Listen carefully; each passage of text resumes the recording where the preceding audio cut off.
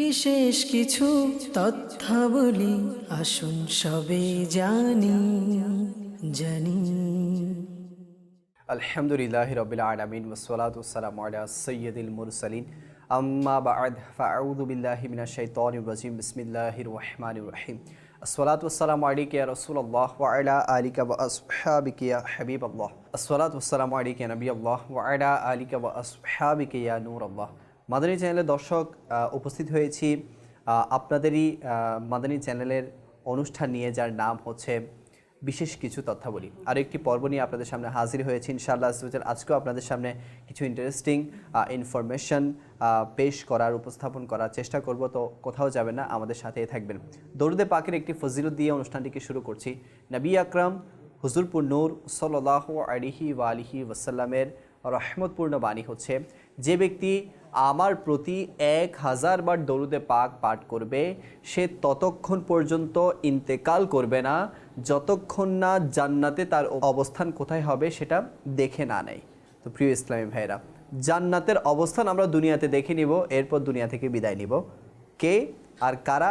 যারা 1000 বার নবী পাকের উপর দৈনিক দরুদে পাক পাঠ করবে। আল্লাহ পাক আমাদের সবাইকে এই ফজিলতপূর্ণ আমল করার তৌফিক দান করুক। সল্লু আলাল হাবিব সাল্লাল্লাহু আলা মুহাম্মদ সাল্লাল্লাহু তাআলা আলাইহি ওয়া আলিহি ওয়াসাল্লাম। দর্শক, আসুন আমরা আমাদের প্রথম সেগমেন্টের দিকে যাই, যার নাম হচ্ছে আম্বিয়া কিরাম আলাইহিমুসসালামের জীবনী। বিশেষ কিছু তথ্যাবলী আসুন সবে জানি জানি। দর্শক, আজকে যে নবীর ব্যাপারে আলোচনা করব তিনি হচ্ছেন হযরত ইব্রাহিম আলাইহিসসালামের ভাতিজা। জি হ্যাঁ, হযরত ইব্রাহিম আলাইহিসসালামের ভাতিজা ছিল হযরত লূত আলাইহিসসালাম। তার পিতার নাম হলো হারান। হযরত লূত আলাইহিসসালাম ছোটকাল থেকেই হযরত ইব্রাহিম আলাইহিসসালামের তত্ত্বাবধানে ছিলেন। তিনি এবং হযরত সারা রাদিয়াল্লাহু তাআলা আনহা ছিলেন মিল্লাতে ইব্রাহিমের প্রথম মুসলমান। হযরত লূত আলাইহিসসালাম হযরত ইব্রাহিম আলাইহিসসালামের নির্দেশে পশ্চিম জর্দানে সাদুম ও আমরাহ সম্প্রদায়ের এলাকায় দ্বীন প্রচারের জন্য মিশর থেকে হিজরত করেন। এই এলাকার লোকেরা ছিল অতি জঘন্য, পাপী, অবাধ্য ও চরিত্রহীন। কেমন চরিত্রহীন সেটা আমি সামনেই পেশ করব।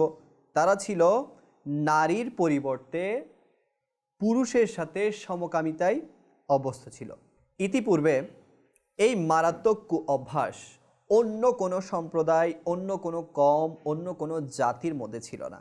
শুধু তাই নয়, তারা এটাকে পাপাচারী মনে করতো না, বরং গর্বের বিষয় মনে করে তা প্রকাশ্যে সেই গুনাহের মধ্যে লিপ্ত হয়ে যেত। এছাড়াও তারা ছিল ডাকাত, লুটেরা, জালেম, লজ্জাহীন, উদ্ধত্ত ও উপহাসকারী। অর্থাৎ তারা তো অনেকগুলো গুনাহ করতো, সাথে সাথে সবচেয়ে মেইন তাদের যে গুনাহ ছিল সেটা ছিল নারীর পরিবর্তে পুরুষের প্রতি আকর্ষণ, পুরুষের সাথে খারাপ কাজের মধ্যে লিপ্ত হয়ে যাওয়া। হযরত লূত আলাইহিসসালাম তাদের অত্যন্ত নম্র ও ভদ্রতার সাথে এসব দুষ্কর্ম থেকে বিরত থাকার জন্য এবং আল্লাহর দ্বীনের পথে চলে আসার জন্য অনেক চেষ্টা করেছেন। আবার এসব অপকর্মের পরিণতি সম্পর্কে আল্লাহর আযাবের ভয়ও তাদেরকে শুনিয়েছেন, দিয়েছেন। এত সব করেও কোনো কাজে আসলো না, বরং তারা এর রিপ্লাইয়ে বলতে লাগলো, লূত সম্প্রদায়ের লোকেরা এটা বলল যে লূত ও তার পরিবারকে তোমাদের শহর থেকে বের করে দাও, তারা খুব সাধু থাকতে চায়। অর্থাৎ লূত সম্প্রদায় বলতে লাগলো যে লূত নবীকে বের করে দাও, তারা মানুষের সামনে অনেক সাধু সাজে। হযরত লূত আলাইহিসসালাম এক মজলিসে তাদেরকে সম্বোধন করে বললেন, তোমরা কি পুরুষের সাথে খারাপ কাজে লিপ্ত হও, রাহাজানি করো এবং নিজেদের মজলিসে গর্হিত কোনো কাজ করো? উত্তরে তার সম্প্রদায় কেবল বলল, আমাদের উপর আল্লাহর আযাব আনো যদি তুমি সত্যবাদী হও। নবীকে তারা কি করছে? চ্যালেঞ্জ করছে, যদি তুমি সত্যবাদী হও, যদি আপনি সত্যবাদী হন, তাহলে আমাদের উপর আযাব আনুন।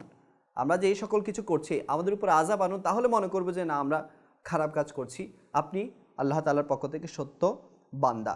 এদিকে পাপিষ্টরা আল্লাহর আযাব কামনা করছে, আর ওদিকে আল্লাহ পাক আযাবের ব্যবস্থা করছেন। আর তা কীভাবে? আসুন আমরা শুনি। হযরত ইব্রাহিম আলাইহিসসালাম মেহমানদারিতে প্রসিদ্ধ ছিলেন, এটা আমরা সবাই জানি। তিনি কোনো মেহমান ছাড়া দস্তরখানায় খেতে বসতেন না। জি হ্যাঁ, ইব্রাহিম আলাইহিস সালামের একটা গুণ ছিল, তিনি যখনই খাবার খেতে বসতেন কোনো না কোনো মেহমান নিয়ে বসতেন।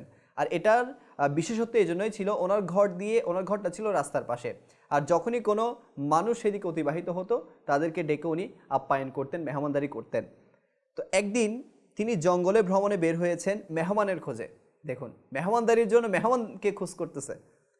পথে 3 জন মেহমান দেখে খুশি মনে তাদেরকে নিয়ে ঘরে আনলেন, আর গরুর বাছুর জবে করে তাদের সামনে পেশ করলেন রান্না করে। কিন্তু ওই মেহমানগুলো সেগুলো খেতে অস্বীকৃতি জানালো। এখন তিনি তাদেরকে শত্রু মনে করে পেরেশান হয়ে গেলেন, বলতেছে এরা যদি মেহমান হয় তাহলে খাচ্ছে না কেন, নিশ্চয়ই এরা হয়তো আমার শত্রু। তখন তারা নিজেদেরকে ফেরেশতা পরিচয় দিয়ে, অর্থাৎ আসলে ওই 3 জন ছিল আল্লাহর ফেরেশতা, মানুষ রূপে দুনিয়াতে এসেছে। তো যেহেতু ইব্রাহিম নবী পেরেশান হয়ে যাচ্ছে, তো ওনারা বলেই দিল যে আমরা আল্লাহ তাআলার পক্ষ থেকে এসেছি এবং আমরা আল্লাহর ফেরেশতা। ওনাকে সান্ত্বনা দিলেন আর বলতে লাগলেন আমরা আল্লাহর নির্দেশে লূত সম্প্রদায়কে ধ্বংস করার জন্য এসেছি। অর্থাৎ লূত নবীর যে সম্প্রদায় ছিল যারা পাপাচারে লিপ্ত ছিল তাদেরকে ধ্বংস করার জন্য এসেছি। তখন হযরত ইব্রাহিম আলাইহিস সালাম বললেন, লূত আলাইহিস সালাম তো একজন নবী, আর উনি তো ওই সম্প্রদায়ের মধ্যে আছেন, তাহলে কিভাবে ধ্বংস করবেন? অর্থাৎ যেখানে একজন নবী থাকে সেখানে তো কোনো কিছু ধ্বংস করা যায় না। তো ফেরেশতারা বলল আমরা সব জানি, ওনাকে আর ওনার পরিবারের মধ্যে যারা ঈমানদার আছে তাদেরকে অবশ্যই আমরা রক্ষা করব, কিন্তু এরা ব্যতীত বাকি যারা আছে, যারা গর্হিত যে কাজগুলো করছে, এই কারণে তাদেরকে আমরা ধ্বংস করে দিব। এমনকি তার সত্য প্রত্যাখ্যানকারী স্ত্রীও ধ্বংসপ্রাপ্তদের অন্তর্ভুক্ত হবে। তারা আল্লাহ পাকের আযাবে নিমজ্জিত হয়ে অবশেষে ধ্বংস হয়ে গেল। তো আল্লাহ তাআলা আমাদের সবাইকে বুঝার তৌফিক দান করুক। লূত আলাইহিস সালামের সম্প্রদায় থেকে আমরা যে ঘটনাগুলো জানতে পারলাম, এখান থেকে সবক হাসিল করার তৌফিক দান করুক। আসুন আমরা আমাদের সেকেন্ড সেগমেন্টের দিকে যাই, যার নাম হচ্ছে স্বাস্থ্যের পরামর্শ, হেলথ টিপ। বিশেষ কিছু তথ্যাবলী আসুন সবে জানি। দর্শক, আমরা আমাদের সেকেন্ড সেগমেন্ট শুরু করছি, যার নাম হচ্ছে স্বাস্থ্যের পরামর্শ। আজকের বিষয় হচ্ছে নাক নিয়ে। মানুষের অন্যতম একটি অঙ্গ হচ্ছে নাক। যদিও বা এই নাক দেখতে বাহ্যিকভাবে একটি নরম হাড্ডি বা সামান্য একটা গোশতের অংশ, কিন্তু এর কাজ অনেক। আল্লাহ পাকের নিয়ামতের দিকে যদি আমরা তাকাই বা আল্লাহ পাকের সৃষ্টির দিকে যদি আমরা তাকাই, আমাদের পুরো মাথার চুল থেকে পায়ের তালু অবধি পুরো অঙ্গগুলোই, সম্পূর্ণ যে অংশগুলো আছে শরীরের প্রত্যেকটা অঙ্গই কিন্তু আপন আপন গুরুত্ব বহন করে। এই নাক শোনা আর স্বাদ গ্রহণে ব্যবহৃত হয়। আপনাদের প্রশ্ন আসতে পারে নাকের কাজ আবার কীভাবে শোনা আর স্বাদ এর মধ্যে ব্যবহৃত হয়। ENT, ear, nose and throat, অর্থাৎ নাক, কান আর গলা, এর সংযোগ স্থলই হচ্ছে কি এই নাক।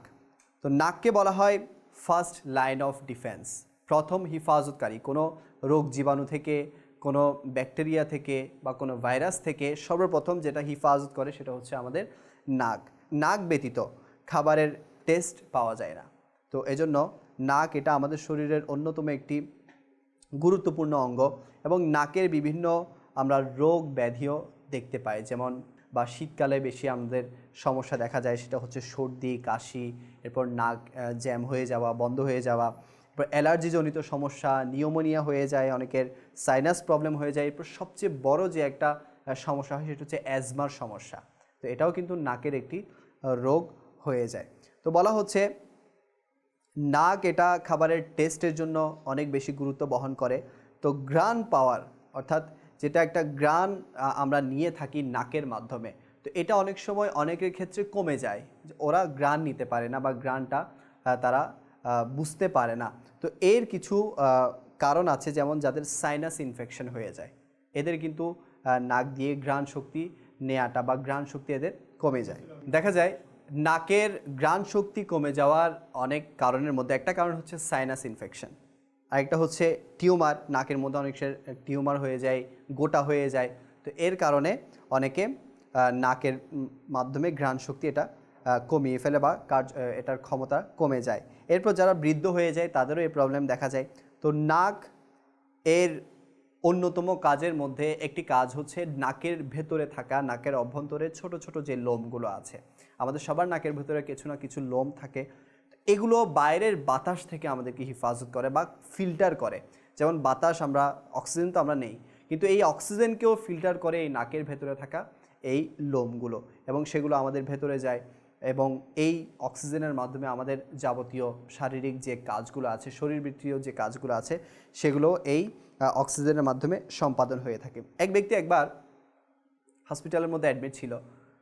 তো যখন সে হসপিটাল থেকে ডিসচার্জ হচ্ছিল, তো তখন তার হাতের মধ্যে একটা বিল ধরিয়ে দেওয়া হলো। বিল দেখেই সে কান্না করে দিল।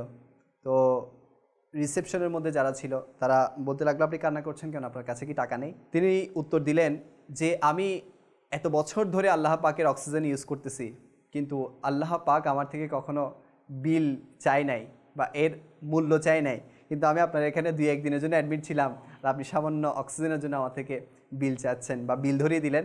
তো উনি এটা এহসাস করে, এটা অনুভূতি নিয়ে ওনার চোখ দিয়ে পানি বের হয়ে গেল। তো শ্বাস নেয়া, নাকের মাধ্যমেই তো আমরা শ্বাস প্রশ্বাস এটা বেশি নিয়ে থাকি। আল্লাহ পাকের অনেক নিয়ামতের মধ্যে এটাও একটা নিয়ামত। তো এই জন্য এটারও হিফাজত করা উচিত আমাদের।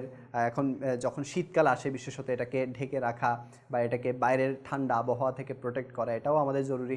আর যে সকল কাজের কারণে, যে সকল বিষয়ের কারণে এই নাকের রোগ ব্যাধি হয়ে থাকে, সেই সকল বিষয় থেকেও আমাদেরকে হিফাজত থাকা উচিত, বিরত থাকা উচিত। আসুন আমরা আমাদের তৃতীয় সেগমেন্টের দিকে যাই, যার নাম হচ্ছে কিতাবের বিবরণী। বিশেষ কিছু তথ্যাবলী আসুন সবে জানি জানি।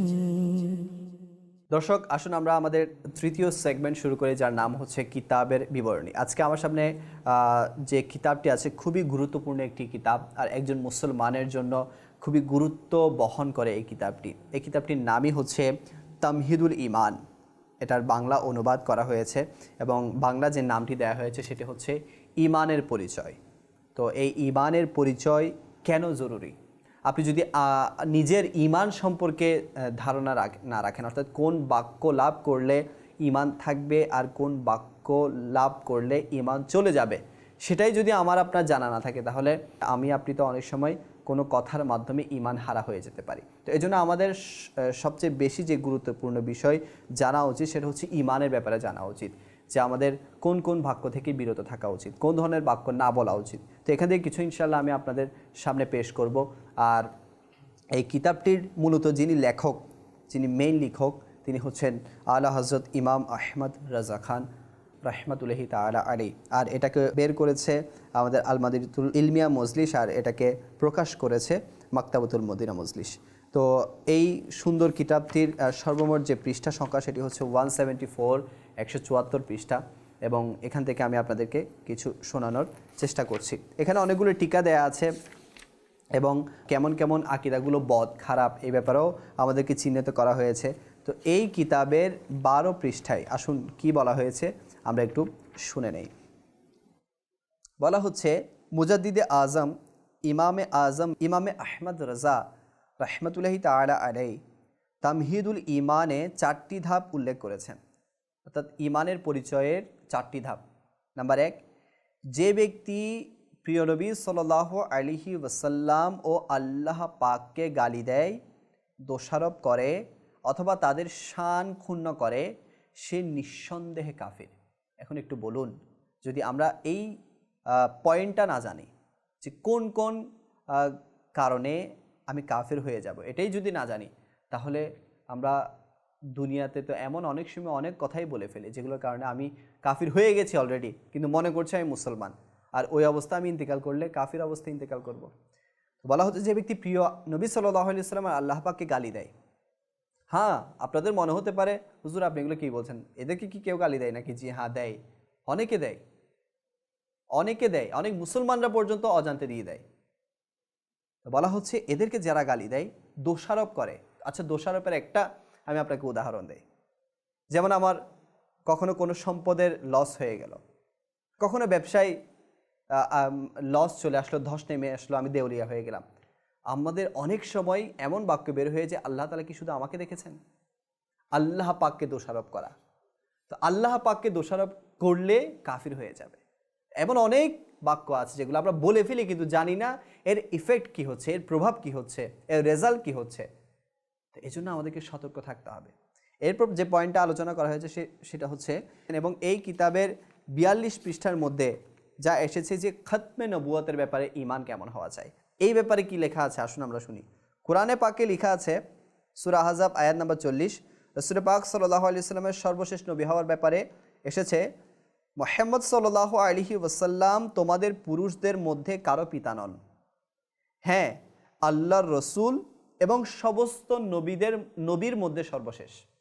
যেহেতু রাসূল পাক সাল্লাল্লাহু আলাইহি ওয়াসাল্লাম সকল মানুষের জন্য নবী ও রসুল, তাই নতুন নবী আগমনের সুযোগ অবশিষ্ট নাই।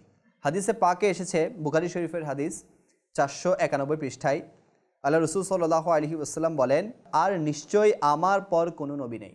আমার রসুল পাকই বলে দিয়েছেন আমার পর আর কোনো নবী নেই। আচ্ছা, এখানে একটা জিনিস মনে রাখবেন, ঈসা আলাইহিস সালাম আবার আসবেন নতুন নবী হয়ে না। ঈসা আলাইহিস সালাম তো নবী ছিলেনই, উনি তো নতুন নবী না। আমার নবী পাকের উম্মত হওয়ার মর্যাদা পাওয়ার জন্য উনি আবার দুনিয়াতে আসবেন, কিন্তু নতুন নবী নয়। আমার নবীর মাধ্যমে নবুয়তের দরজা বন্ধ হয়ে গেছে, এখানে আর নতুন নবী আসার কোনো সুযোগ নেই। তো এখন বলুন, যদি এই আকিদাগুলো আমার আপনার স্পষ্ট না থাকে, তাহলে আমি যতই নামাজ পড়ি না কেন, যতই রোজা রাখি না কেন, যতই ইসলামের পাবন হই না কেন, ইমানই যদি ঠিক না থাকে আপনার আমার, আকিদাই যদি ঠিক না থাকে, তাহলে এতগুলো করে লাভ কি? তো এজন্য আমাদের ইমানের পরিচয় এটা জানা খুবই জরুরি। ইমান কোথায় গিয়ে ঠেকেছে আজ আমাদের, সেটা যদি আমরা গভীরতা না বুঝি ইমানের, তাহলে আমরা বুঝতে পারবো না যে আমাদের ইমানের হালত কতটুকু, ইমানের অবস্থা আমাদের কতটুকু। তো এই জন্য আমি আপনাদেরকে আরজ করবো, এই কিতাবটি অবশ্যই অধ্যয়ন করবেন, এই কিতাবটি সংগ্রহ করবেন। এই কিতাবটি সহজে আপনারা মাকতাবাতুল মদিনা থেকে হাসিল করতে পারবেন। আর যদি সফট কপি যদি আপনারা চান, তাহলে www.dawatislami.net থেকে আপনারা সংগ্রহ করতে পারবেন। আল্লাহ তাআলা আমাদের সবার ইমানকে হিফাজত করুক। আসুন আমরা আমাদের লাস্ট অ্যান্ড ফোর্থ সেগমেন্টের দিকে আগাই, যার নাম হচ্ছে আচরণ বিষয়ক দক্ষতা। বিশেষ কিছু তথ্যাবলী আসুন সবে জানি। আসুন আমরা আমাদের লাস্ট সেগমেন্ট শুরু করে দেই, যার নাম হচ্ছে সফট স্কিল, আচরণ বিষয়ক দক্ষতা। আজকে আমরা আলোচনা শুনবো হাউ টু সে নো। জি হ্যাঁ, কীভাবে না বলবেন। অর্থাৎ অনেক সময় আমরা না বলার প্রয়োজন পড়ে কোনো বিষয়ে, অর্থাৎ কেউ কোনো কিছু বললো, আমরা না বললাম, কিন্তু এটারও কিছু ধরন আছে। এখন মুখের উপর যদি না বলে দেয়, তাহলে কিন্তু অনেকে বেজার হয়ে যায়, বা যেখানে না বলা উচিত নয় সেখানে বলে ফেললে অনেকের রাগও চলে আসে। তো no is actually a boundary অথবা এ বর্ডার। অর্থাৎ নো বলা বা আমি নো বললাম বা না বললাম, এটা একটা কিন্তু বাউন্ডারি বা একটা বর্ডার। তো এই বাউন্ডারির মধ্যেই এই নোটা থাকতে হবে। বাউন্ডারির বাইরের মানে যেখানে পার হয়ে যাবে সেখানে এই নোটা না বলা উচিত। ইয়েস আর নো আমরা সাধারণত কিভাবে বলি, হ্যাঁ বা না এটা কিভাবে বলি? হয়তো বা মুখ দিয়ে বলি, বা মাথাকে নাড়িয়ে বলি, এভাবে বলি। এরপর ভঙ্গিমা দিয়ে বলি, কোনো ইশারা দিয়ে বলি, বা আমরা টোন অফ ভয়েসকে এমনভাবে বলি যেখানে আমাদের টোন দিয়ে প্রকাশ পায় সেটা কি হ্যাঁ বোধক নাকি না বোধক। তো এটা কিন্তু একটা আর্ট, এভাবে বলা এটাও কিন্তু একটা আর্ট। তো বলা হচ্ছে না এমনভাবে বলুন বা এমন জায়গায় বলুন যেখানে আপনার ডিলও সেভ হয়ে যাবে, রিলেশনও সেভ হয়ে যাবে। অর্থাৎ save the deal, save the relation. তো না এমনভাবে বলুন যাতে আপনার কাজটাও সমাধা হয়ে যায়, কারো মনও না ভাঙে, সম্পর্ক বজায় থাকে। কিভাবে? আসুন, অনেক সময় আমাদের বড়রা ছোটদেরকে কিভাবে বলে, দাদি নানি চাচা চাচি, ওরা ছোটদের কখনো ভুল দেখলে কীরকম বলে, I love you but no. অর্থাৎ আমি তোমাকে ভালোবাসি কিন্তু এটা করিও না। অর্থাৎ তারা প্রথমে কি করতেছে, তো ওনারা কীভাবে বলতেছে, প্রথমে ভালোবাসাপূর্ণ বাক্য বলতেছে, আমি তোমাকে ভালোবাসি কিন্তু এটা করিও না। অর্থাৎ যেমন অনেক সময় ছোটো বাচ্চারা কী করে, মোবাইল গেমস খেলে, এমন কোনো কাজ করতেছে যেটা তার জন্য ভালো না, তার ভবিষ্যতের জন্য ভালো না, তাকে কিভাবে না করতেছে, প্রথমে বলতেছে আমি তোমাকে ভালোবাসি, আমি তোমাকে খুবই ভালোবাসি, আমি তোমাকে দেখতে পারি, বাবা আমি তোমাকে অনেক পছন্দ করি, আমি তোমাকে অনেক আদর করি, কিন্তু বাবা এটা করিও না।